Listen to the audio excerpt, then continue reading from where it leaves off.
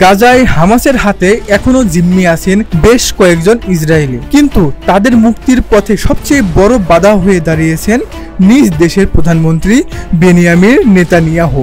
এমনই এক অভিযোগ তুলেছেন জিম্মিদের স্বজনেরা। জিম্মি ও নিখোঁজ পরিবারের সংগঠন হোস্টেজেস অ্যান্ড মিসিং ফ্যামিলিজ ফোরাম জানিয়েছে, প্রতিবার যখনই শান্তি চুক্তির সম্ভাবনা তৈরি হয়, নেতানিয়াহুই তা ভণ্ডুল করে দেন।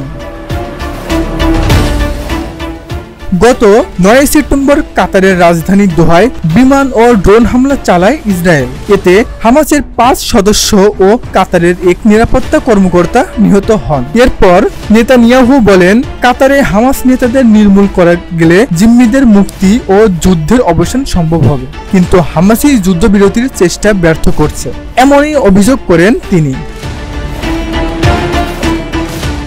এই হামলার কারণে বিশ্ব জুড়ে সমালোচনার মুখে পড়েছে ইসরায়েল। এমনকি পরিস্থিতি শান্ত করতে ইসরায়েল সফরে এসেছেন মার্কিন পররাষ্ট্রমন্ত্রী মার্কো রুবিও। তবে জিম্মিদের পরিবারের অভিযোগ, নেতানিয়াহু ব্যর্থ হয়েছেন তাদের প্রিয়জনদের মুক্ত করতে। কাতারে পরিকল্পিত হামলা আসলে তার ব্যর্থতা ঢাকারই চেষ্টা।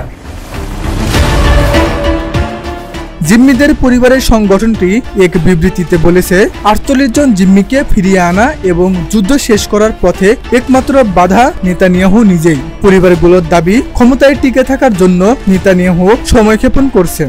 ইতিমধ্যে 42 জন জিম্মি মারা গেছেন, আর যারা বেঁচে আছেন তাদের জীবনও এখন মারাত্মক হুমকির মুখে। Uttara news international desk.